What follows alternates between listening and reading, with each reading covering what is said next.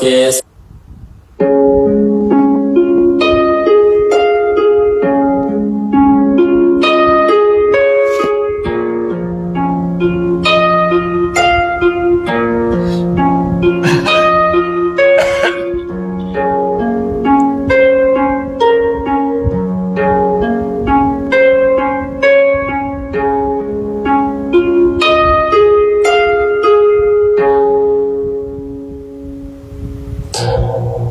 โยโสภะคะวะ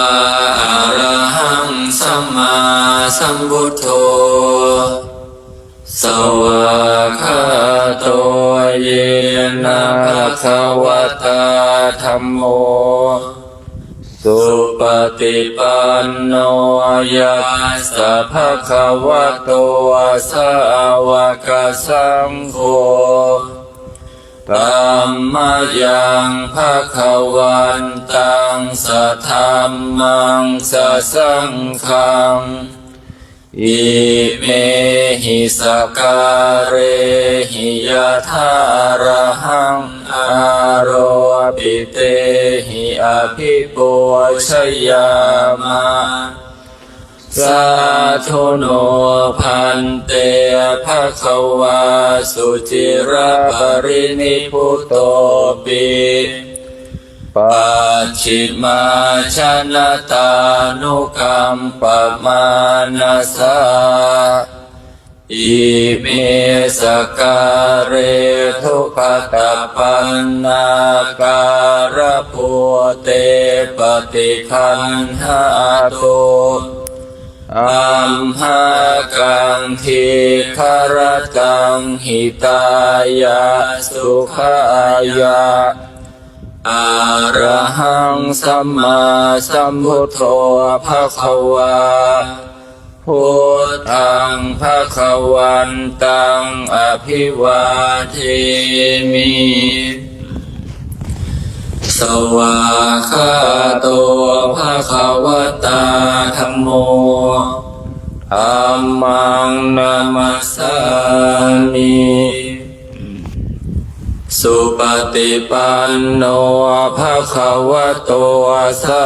วกสังโฆสังฆังนะมามิท่านธรรมยังพุทธัสสะภะคะวะโตปุพพาคณมะการังกโรมาเส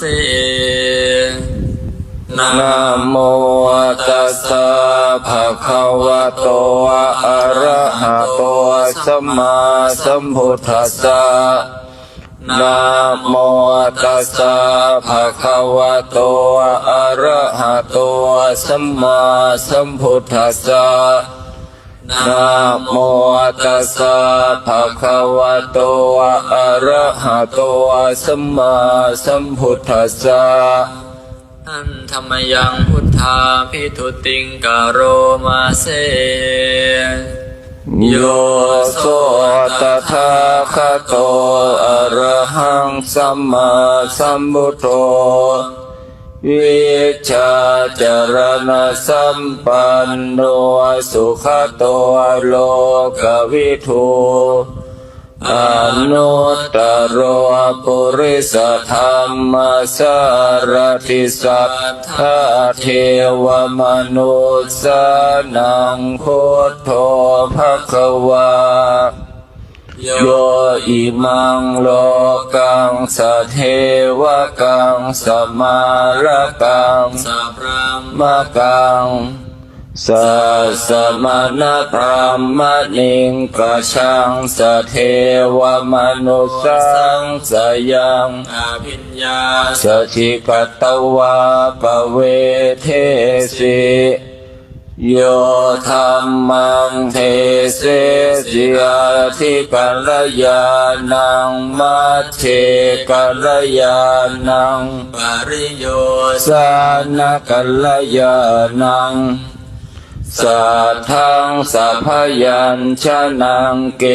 วรปริปุณังปริสุทธังพรหมจริยังปกาเสสิตามหังภะคะวันตังอภิปูชยามิ ตามหังภะคะวันตังศิรสานะมามิหันธรรมยังธัมมาภิทุติงกโร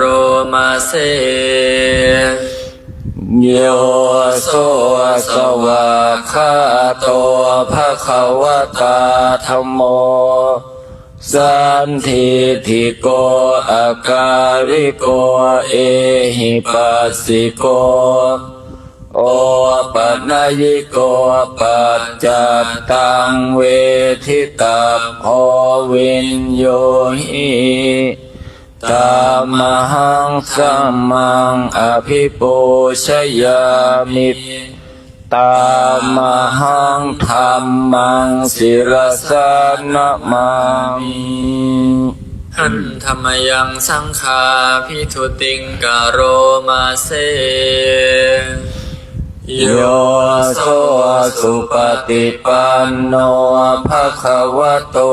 สาวกสังโฆโอชุปฏิปันโนภะคะวะโต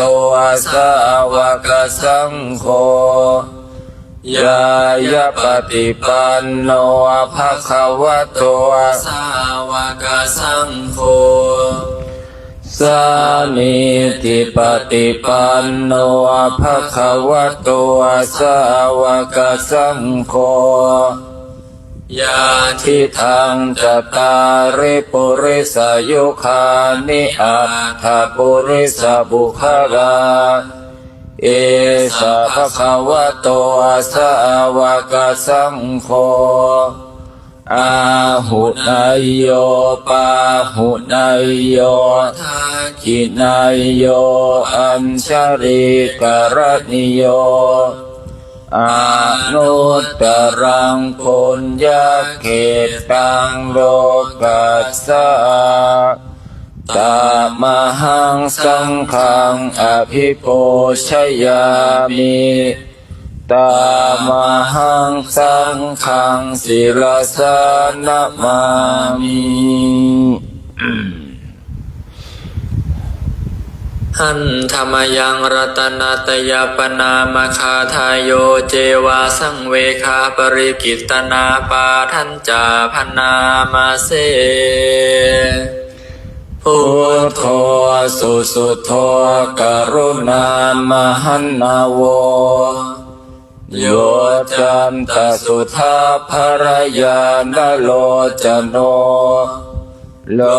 กาสปาปุปกิเลสขาตโกวันธามิโพธังอหมาทะเรนตังธัมโมปฏิโปวิยตาสสัทธุโนโยมาคปากามตะเพทพินทโกโลกุตโลโยจตถาตถิปโนวันธามิธัมมังอหมาทะเรนตังสังโฆสุเขตาพยาติเขตาสัญญิโตโยทิฏฐสันโตสุขตานุโพธโกโลลัปปะหิโนอริโยสุเมรโสวันธามิสังฆังอหมาทะเรนตังอิเจวะเมกันตภิปูชนัยยกังวัตถุตยังวันทยาตาภิสังขตังปุญญังมยายังมะมะสาภูปัฏฐวามาโหนตุเวตาสัพพาวสิทธิยาอิทาตถาคโตโลเกอุปันโนอะระหังสัมมาสัมพุทโธธัมโมจะเทสิโตนิยานิโกอุปสัมมิโกปรินิพพานิโกส สัมโพธคามิสุขตาปเวทิโตมายันตังธัมมังสุตวาเอวังชานามะชาติปิทุกขาชราปิทุกขามรณะปิทุกขังโสกปริเทวทุกขโทมนาสุปายาสาปิทุกขาอาปิเยหิสัมปโยโคทุกขปิเยหิวิปปโยโคทุกขยามปิชังนลภติตัมปิทุกขังสังขิเตนะปัญจุปันธานาคันธาทุกขาไสยขีทังโรโปปาทานขันโทเวทโนปาทานขันโทสัญโยปาทานขันโทสังขารุปาทานขันโทวิญญาณุปาทานขันโทเยสังปริญญายาธารมาโนโสภควาเอวังภะหุลังสาวเกวิเนติเอวังภาคาจะปนาสัพพะวะโตสาวกสุอนุสาสนิภะหุลาภวัตติรูปังอนิจจังเวทนาอนิจจาสัญญาอนิจจาสังขาราอนิจจาวิญญาณังอนิจจังรูปังอนัตตาเวทนาอนัตตาสัญญาอนัตตาสังขาราอนัตตาวิญญาณังอนัตตาสัพเพสังขาราอนิจจาสัพเพธัมมาอนัตตาติเตมะยังโอตินัมมหาชาติยาชรามรณะนาโสเกหิปริเทเวหิทุเคหิโทมนัสเสหิอุปายาเสหิทุกขตินาทุกขปาเยตาอาเปวนามิมาสเกวราสทุกขขันธัสสันตกิริยาปัญญาณิทัตติจิระปรินิพุตตัมปิตังภคะวันตังสารนังคัตตาธัมมันจะภิกขุสังฆัญจะตัสสะภะคะวะโตสาสนังยะถาสติยะถาพลังมนสิกโรมาอนุปฏิปัชฌามาสาสาโนปฏิปติอิมาสเกวราสทุกขขันธัสสันตกิริยายาสังวัตตุหันธรรมยังตังคณิกะปัจเจเวคณาปาทังพนามาเสปฏิสังขโยนิโสจิวรังปฏิเสวามิยาวะเทวสิตัสสะปฏิฆาตายะอุณหสะปฏิฆาตายะดังสัมมากัสสาวะตตาปัสสิริงสัพพะสัมปัสสานังปฏิฆาตายะยาวะเทวะหิริโกปินนาปฏิชาธนาทังปฏิสังขโยนิโสปินดาปตังปฏิเสวามิเนวะทวายายนามัทายานามันธนายานาวิปุสนายายาวะเทวะอิมาสกายสัทธิติยายาปัญญายาวิหิงสุปารติยาพรหมจริยานุขหายา อิติปุรานันจะเวทานังปฏิหังคามินาวันจะเวทานังนาอุปเทสามิ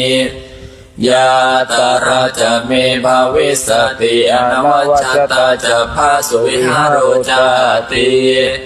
ปาติสังขโยนิโสเสนาสนังปฏิเสวามิยาวะเทวสิตัสสะปฏิฆาตายาอุณหัสสะปฏิฆาตายาดันสมกัสสวะตาตาปัสสิริงสัพพะสัมปัสสานังปฏิฆาตายายาวะเทวะอุตุปาริสยาวิโนทานังปฏิสัลลานรามทังปฏิสังขโยนิโสขิลานะปัจจยาเภสัชฌาปริคารังปฏิเสวามิ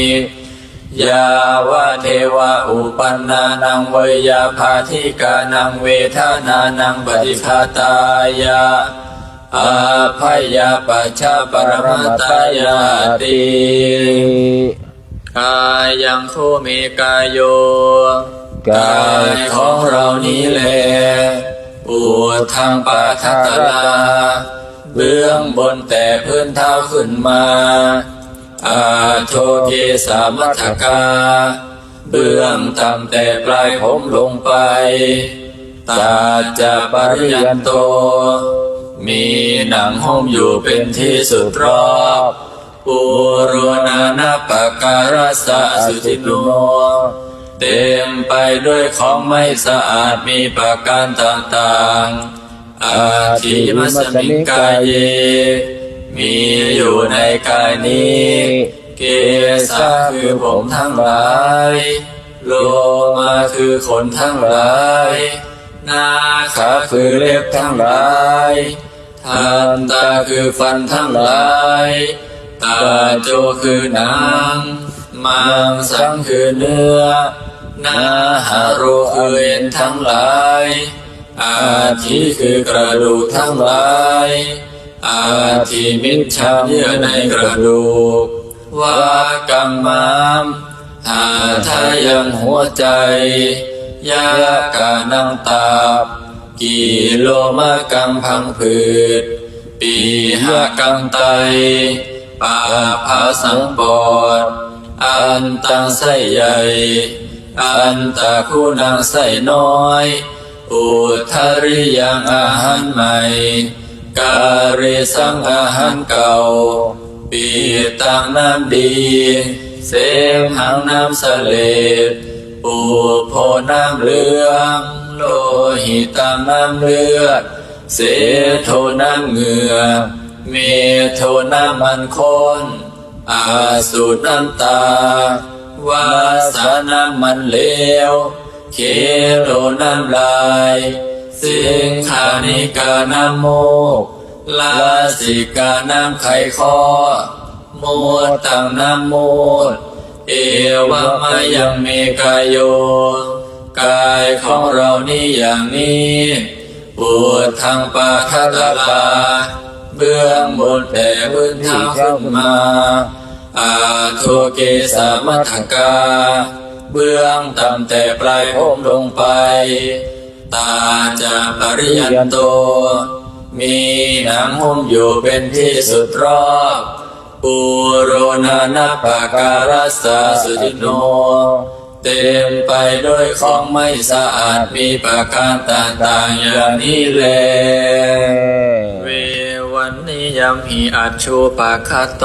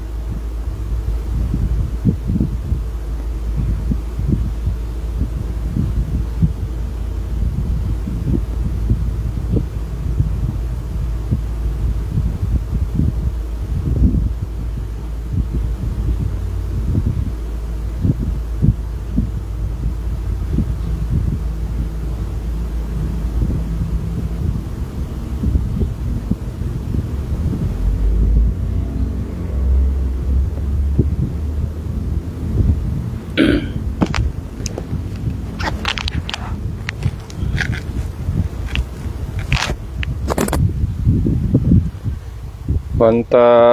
มิพุทธัสสะปะเมโทสังฆมันตาเมบันเตวันตามิธัมมัสสะปะเมโทสังฆมันตาเมบันเตวันตาเมคารุอุปัชฌายามินะอุคารุอุปัชฌายามิวันตามิคารุอุปัชฌายามิมิหันเตวันตามิวันตามิอารามิภาดาสีมายังสัพพเมโตกัมมัฏฐานังสัพพเมโตสังฆามันทะเมบันเตวันตามิอารามิภาดาสีมายังสัพพเมโตสังฆามันทะเมบันเตวันตามิเจติยังสัมปังสัมปันตเนสมบัติเดตัสสะเลลาทัตุมหาโพธิบุทธะโลปัสสะกาลังสัตตนังคารโรเกเทวาโลเกพรหมโลเกจัมมุติเปลังกาทิเปสะเลลาทัตุโยเกสาทัตุโยอระอันดาทัตุโยเจติยังกันนาโกติงจตุราสิติสาเสธรรมกันเทสัพเพสังปาทะเจติยังอหังวันตามิสัพพโสวันตาบิพันเตสัพพังอปาลทังขมาทัพเมพันเตมยกะตังบุญยังสามินาอนุโมทิตาพังสามินากะตังบุญยังไมหังตาตาพังสาธุสาธุอนุโมตามิ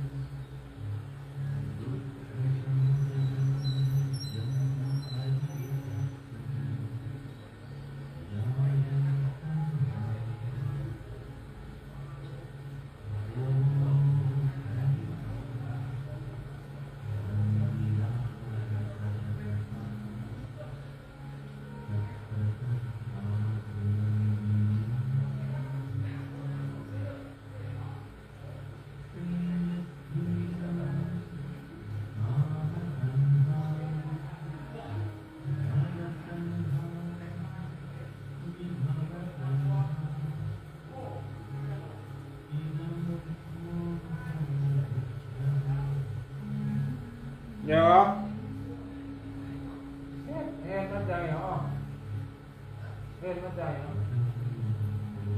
ก็เห็นมันใจเหรอโอ้โหเอาปี๊บมาก่อนแล้ว